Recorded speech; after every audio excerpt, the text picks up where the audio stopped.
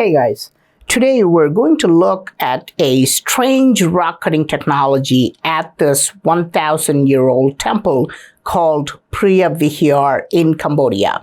I'm very excited to show you this because this rock cutting technique is completely mind-boggling, and I believe you have never seen this before in any other ancient site. Look at the ceiling of this hallway. Look at the shape of the ceiling. It is an arch.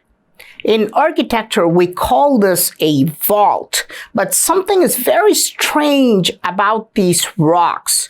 Pay attention to the topmost pieces of the ceiling.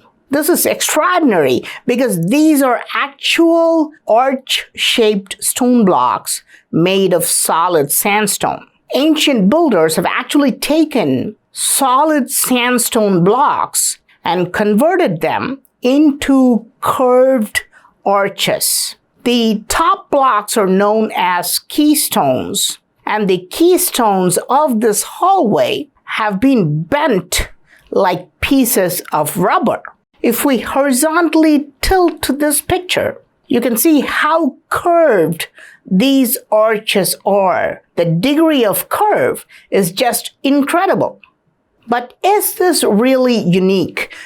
Throughout most ancient civilizations, arches have been used. In fact, Romans used arches more than 2,000 years ago. But you are in for a surprise. Let's look at this underground tunnel recently found in Scotland. This was built 300 years after the Preah Vihear temple. And at first glance, you think this is a good archway. But look at the topmost blocks. There is not one keystone, but two of them. And the blocks are not curved. The builders have merely tried to give an appearance of an arch. There are two rectangular blocks with very little curves. Here's the ancient Olympic Stadium in Greece. And look at this arch. Again, it looks like a nice curved arch. But when you zoom in, you realize that the blocks are actually just rectangular blocks and are merely arranged to give you the appearance of an arch. I have looked at many examples of arches and vaults in ancient and medieval Europe. And I'm surprised that no true arches exist in megalithic structures, meaning none of the topmost blocks are actually curved as arches.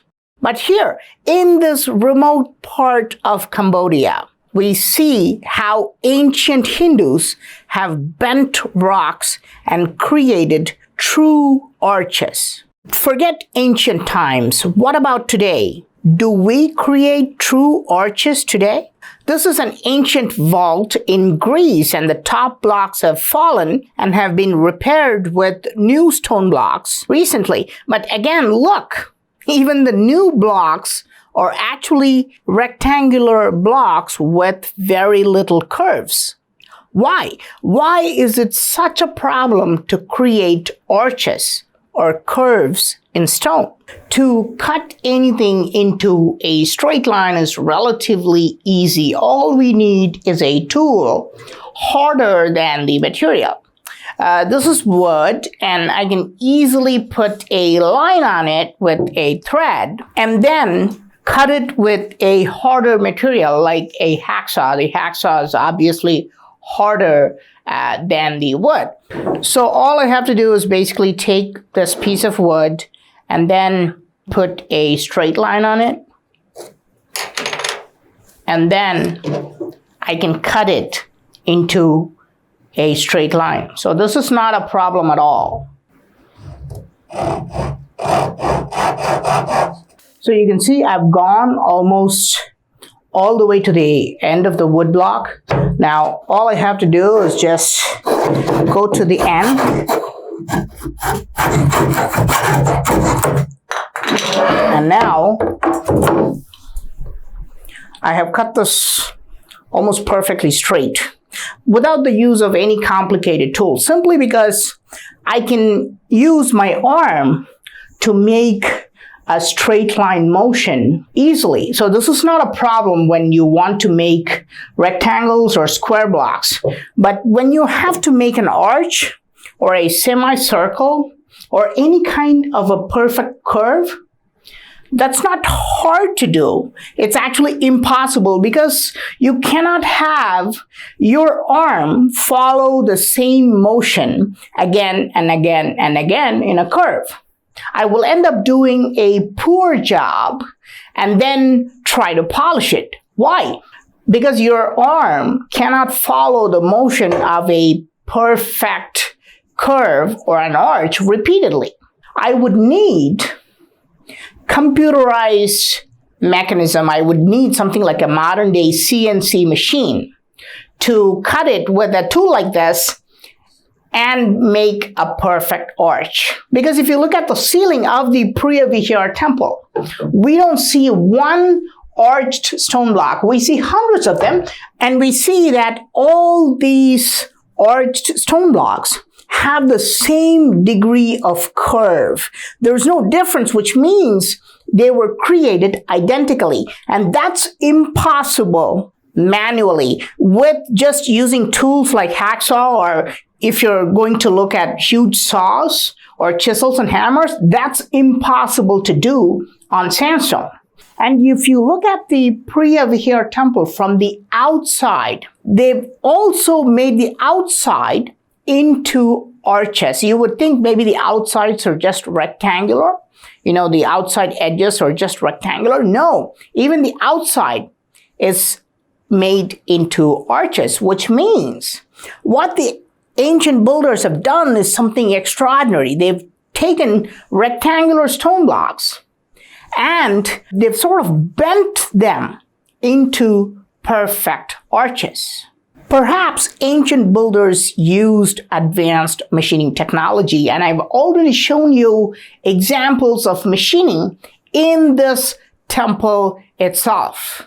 But I'm going to show you a completely new concept, a new way to create these arches without using advanced machining technology. Here, I'm using some type of foam. This is soft material, and watch how easily I can recreate the curve. What I'm going to do is pretend that this is a huge block of sandstone in Cambodia, and ancient builders have quarried this huge block of stone. The first thing they would do is take a small piece of this. They would take a small sliver out of this block to make it into an arch. So I'm going to cut this into a very thin slice, a small sliver. Of course, this is not a problem because cutting in straight line is relatively easy.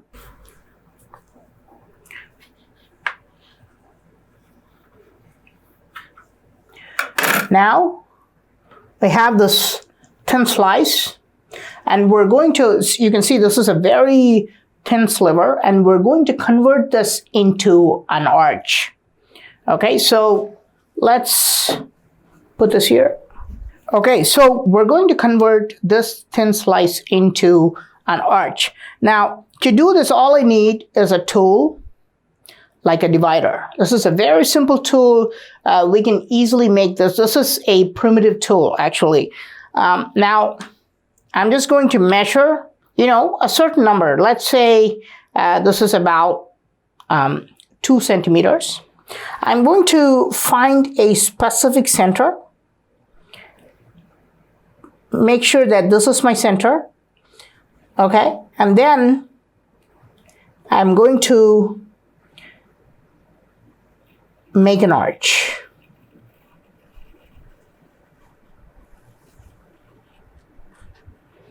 Now you see what I have done. This is a perfect arch, almost perfect arch, I would say, because I'm new to this.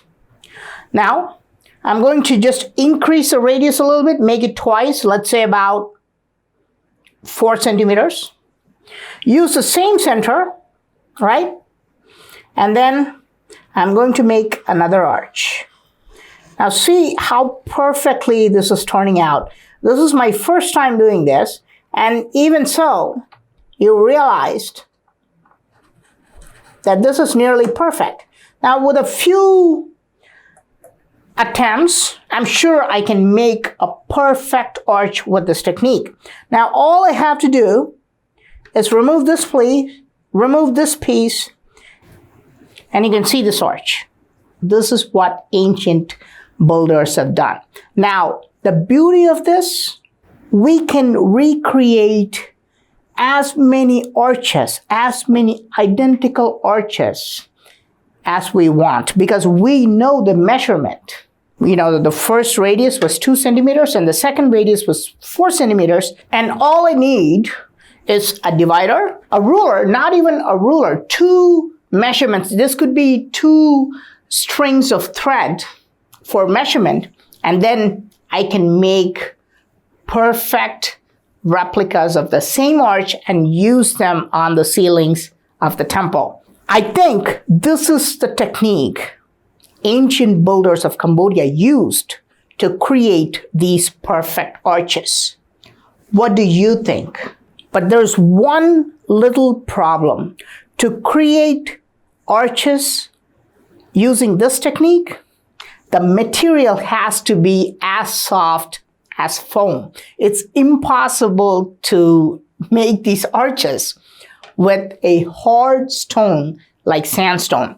Sandstone, when available naturally, is very hard, and it's impossible to do it with this technique. So, did ancient people soften stones? If so, how did they convert hard stone into soft material? Hindus believe that rocks were softened using herbs, then cut into desired shapes, and the blocks became hardened again after some time. People think of this as a strange theory, but think about this, right? How do seeds grow on solid rock? Every once in a while, you will see the smallest seed beginning to gain roots on even the hardest rock. How is this possible? Because herbs and even seeds have natural acids like oxalic acid, which are quite strong, and they can soften even the hardest rocks. This is why you see seeds taking root and eventually demolishing even the largest and hardest stone structures. Ancient Cambodians must have definitely used some kind of herbs or acids to soften these stones. Otherwise, making hundreds of identical stone arches is impossible. But this is not just a guess. There's actual evidence of acid treatment. Look at the cornerstone of the ceiling. This is shocking because this gigantic block has completely turned black, as though it was treated with some kind of acid or chemical. Look at the surface of this rock. It is full of ridges, as though it was damaged with some chemical which has burnt the surface. Ancient builders definitely used herbs or some type of chemicals to soften stones. When I scrape on these sandstone blocks, I realize that their natural hardness has been altered. Now, why was such an arched hallway necessary? There must have been a reason for going through such a complicated rock bending technology. And not only are the topmost blocks made into arches, look, the neighboring 2 blocks around them are also curved. And that's not the only mystery. Look at the blocks on this level. These are not curves. These are bulges. I mean, they're curving or bending in the opposite direction. Let's tilt this horizontally. And I mean, this is just crazy. What kind of engineering is this? Why was the ceiling made into an inner curve and the side wall into an outer curve? The answer may lie in plain sight if we take a look at it from a distance. The hallway had to be in the shape of a keyhole with inner and outer curves. But why was such a shape needed? Perhaps this was an acoustic design to facilitate sound transmission or frequency resonance. Today, we have an entire field of study called architectural acoustics. Experts in this field design structures like symphony halls or theaters in certain shapes to make sure sound travels in a desired way. However, ancient Hindus may have used the same technology 1,000 years ago. The keyhole-shaped hallway, studded with large square windows, was definitely designed for acoustic purposes. I'm somehow drawn to this corner of the hallway. The stone blocks seem a little bit different than the rest of them. There is a small rectangular slot cut in a gigantic stone block. What is the reason for this? Is it some kind of a secret lever mechanism? If I put a certain type of key and twist, will it open? When I knock on the stone block, it sounds hollow. There's something weird about these blocks. When I tap on them, they sound hollow. I need to go and see what's on the other side. When I go to the other side of the stone block, I'm shocked because I see the exact same feature we saw in the last video. A door protected by Kala on top. Kala is the personification of time. Why is time carved on a doorway? The doorway still has bright paint on it and is made of gigantic stone blocks. You could easily mistake it for a real door. It looks quite real. This solid door cannot be opened by physical force, but perhaps by some type of sound or frequency. We can see something fascinating in this temple. Every time we sense sound technology, we see time as well. How is sound connected to time?